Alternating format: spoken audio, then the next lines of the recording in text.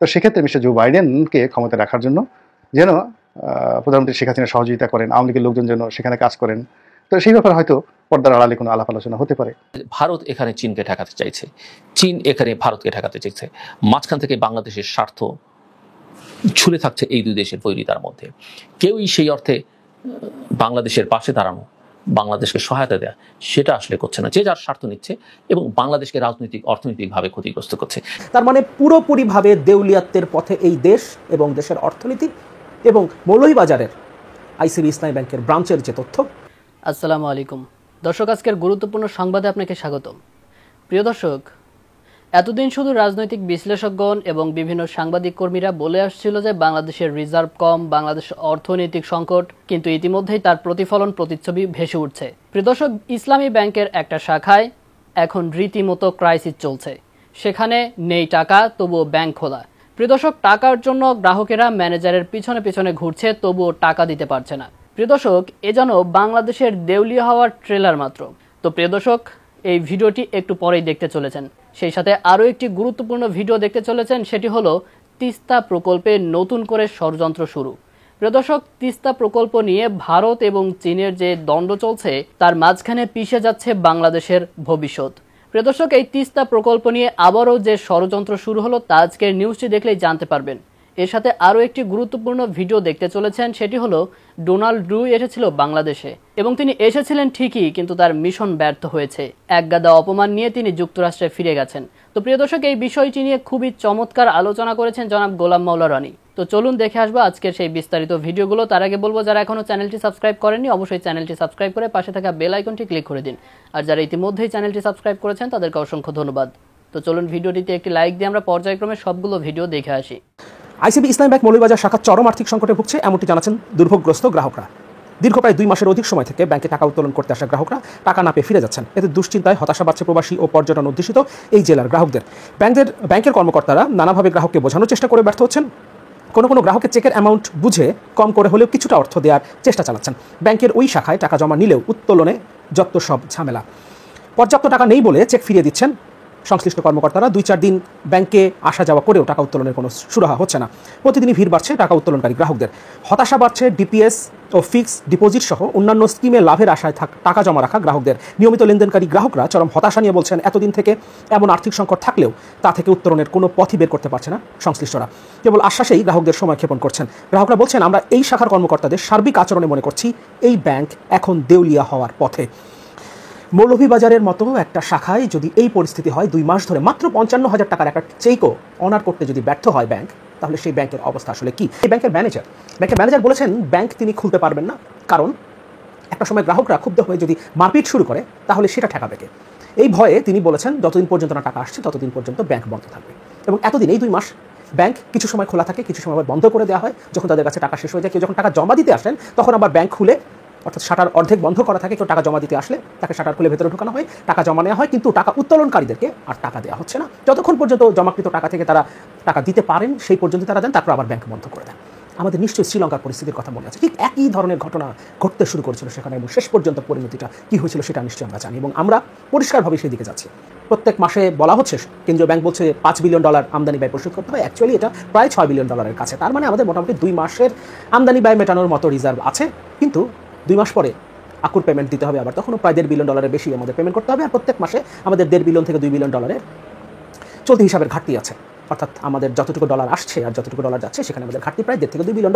ফলে আগামী 2 মাসে আমরা যদি $1.5 বিলিয়ন করে ধরি তাহলে $3 বিলিয়ন এবং আকুর পেমেন্ট আরও $1.5 বিলিয়ন, $4.5 বিলিয়ন আমাদের 12 থেকে কমে যাবে। আমি 4 ধরে নিলাম, তার মানে আমাদের $8 বিলিয়ন। আগামী 2 মাস পরে আমরা $8 বিলিয়ন ঘরে চলে আসবো। তার মানে পুরোপুরিভাবে দেউলিয়াত্বের পথে এই দেশ এবং দেশের অর্থনীতি এবং মৌলভীবাজারের আইসিবি ইসলামী ব্যাংকের ব্রাঞ্চের যে তথ্য, এটাই আসলে সামগ্রিকভাবে বাংলাদেশের ব্যাংকিং সেক্টরের বর্তমান পরিস্থিতি।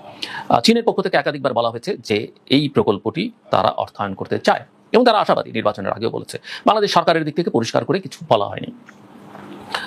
প্রশ্ন হচ্ছে যে প্রকল্পটা বাংলাদেশের কেউ অর্থায়ন করতে চাইলে বাংলাদেশ দেখবে যে সেখানে কার থেকে অর্থ নিয়ে প্রকল্পটি করলে বাংলাদেশ আর্থিকভাবে লাভবান হবে, আর্থিকভাবে স্বস্তির মধ্যে থাকতে পারবে। ইন্টারেস্টিংলি, সম্প্রতি ভারতের পররাষ্ট্র সচিব মিস্টার বিনয় মোহন কোয়াত্রা বাংলাদেশ সফরের সময় সৌজন্য সাক্ষাতে পররাষ্ট্রমন্ত্রীকে প্রস্তাব দিয়েছেন তারা এখানে অর্থায়ন করতে চায়। সো এটা কি কোনো দুরভিসন্ধি? এটা কি প্রকল্পটিকে ঝুলিয়ে দেয়া? এটা কি তিস্তাকে ঘিরে নতুন করে ষড়যন্ত্র? ভারতের উদ্বেগের জায়গা আছে যে চীন এই প্রকল্পে সহায়তা করলে, যেহেতু এটা ভারতের একেবারে বর্ডারের কাছাকাছি, তাদের নিরাপত্তার জন্য সেটা একটা ঝুঁকি। কিন্তু বাবা, প্রশ্ন হচ্ছে তুমি এতদিন এই চিন্তাটা রাখনি কেন, করনি কেন? এবং যখন আমি আমার একটা প্রকল্প করতে চাই অন্য কেউ সহায়তা, তখন তুমি আর্থিক সহায়তা দেবে। তোমার তো আসলে আমার সঙ্গে চুক্তি করে আমার হিস্সা আমাকে দেবার কথা, সেটা তুমি কেন দিচ্ছ না? এই যে ভারত এবং চীনের যে বৈরিতা, সেটার সাফারার কিন্তু বাংলাদেশ। এবং আবার এই দুই শক্তি দুটোকেই কেউ অপশক্তি মনে করেন, তারা মিলেমিশে এখানে বাংলাদেশের সবচেয়ে অর্থনৈতিকভাবে বাংলাদেশ যাদের কাছ থেকে সবচেয়ে বেশি বেনিফিটেড হয়, পশ্চিমা শক্তি ইউরোপ, আমেরিকা, তাদের ফুটপ্রিন্ট এখানে ফেলতে দিতে চায় না। এবং এই প্রশ্ন ইতিমধ্যেই কেউ তুলেছেন যে চীনা অর্থায়নে তিস্তা প্রকল্প বাস্তবায়ন করা গেলে ভারতীয় অর্থায়নে অসুবিধা কি? পাল্টা প্রশ্ন তোলা যায়, প্রকল্পে অর্থায়ন করতে পারলে পানির ন্যায্য হিস্সা দিতে অসুবিধা কি? বাস্তবতা হচ্ছে উজানের দেশ ভারত থেকে তিস্তার প্রাপ্য পানি না আসায় বাংলাদেশ যে চীনা অর্থায়নে মহাপরিকল্পনা বাস্তবায়ন করতে যাচ্ছিল, তার মধ্য দিয়ে এক ধরনের চেক অ্যান্ড ব্যালেন্স তৈরি হতো অনেকেই মনে করেন। যদিও আমার কাছে সেটা কখনই মনে হয় না যে সেই চেক অ্যান্ড ব্যালেন্স করবার খুব বেশি সুযোগ আর সামনে আছে। এখন যদি ভারতীয় অর্থায়নে তিস্তা প্রকল্প বাস্তবায়ন হয়, তাহলে পানির মূল উৎস এবং বিকল্প কারিগরি ব্যবস্থা সংবলিত প্রকল্প উভয়টির নিয়ন্ত্রণই কার্যত ভারতের হাতে থাকবে। সেক্ষেত্রে বাংলাদেশের হাতে কি রইল? এই প্রশ্ন তোলাই যায়। 2026-এ গঙ্গা চুক্তি নিয়ে কি হবে? মূল কথা হচ্ছে ভারত এখানে চীনকে ঠেকাতে চাইছে, চীন এখানে ভারতকে ঠেকাতে চাইছে। মাঝখান থেকে বাংলাদেশের স্বার্থ ঝুলে থাকছে এই দুই দেশের বৈরিতার মধ্যে। কেউই সেই অর্থে বাংলাদেশের পাশে দাঁড়ানো, বাংলাদেশকে সহায়তা দেয়া, সেটা আসলে করছে না। যে যার স্বার্থ নিচ্ছে এবং বাংলাদেশকে রাজনৈতিক অর্থনৈতিকভাবে ক্ষতিগ্রস্ত করছে, এবং এটা যাদের বোঝার দরকার। ডোনাল্ড ট্রাম্প আমেরিকার সেই পেন্টাগনের সমস্ত ক্ষমতা দিয়ে বাংলাদেশের আওয়ামী লীগকে ক্ষমতাচ্যুত করবে, বিএনপিকে ক্ষমতাতে বসাবে, সরকার পরিবর্তন করবে। এরপরে যেভাবে পাকিস্তানি মিলিটারিকে ব্যবহার করে ইমরান খানকে ক্ষমতাচ্যুত করা হয়েছে, এভাবে আমাদের এখানে বিরাট একটা বিপ্লব তিনি ঘটিয়ে ফেলবেন। এরকম তার যে পক্ষে এবং বিপক্ষে বহু আলোচনা হয়েছে। তিনি কূটনীতিতে এতটা দক্ষ এবং অভিজ্ঞ যে এশিয়ার সব মানুষকে তিনি কূটনীতি শেখাতে পারেন, পড়াতে পারেন। এবং তিনি যখন যেটি ধরেছেন ওটি সাঁড়াশির মতো তিনি চেপে ধরেছেন, এবং তার সেই সাঁড়াশি আক্রমণ থেকে কেউ তার শিকারকে, তার কাঙ্ক্ষিত যে শিকার, সেই শিকারকে কেউ রক্ষা করতে পারেনি। কাজে বাংলাদেশে তিনি যে মিশন পরিচালনা করছেন, এবার একটা দফা রফা হয়ে তারপরে তিনি কিছু একটা দেখাবেন। মানে তিনি যে মিশনটা পরিচালনা করছেন সেটা একটি দফা রফা হবে, অর্থাৎ আওয়ামী লীগ ক্ষমতা হারাবে এবং নতুন কেউ ক্ষমতা আসবে। তো তার এই কর্মকাণ্ডের ফলে আওয়ামী লীগের মধ্যে একটা ভীতির পরিবেশ কাজ করছিল, আর তার সেই কর্মকাণ্ডের ফলে আওয়ামী বিরোধী শক্তির মধ্যে একটা বিরাট আশার সঞ্চার হয়েছিল।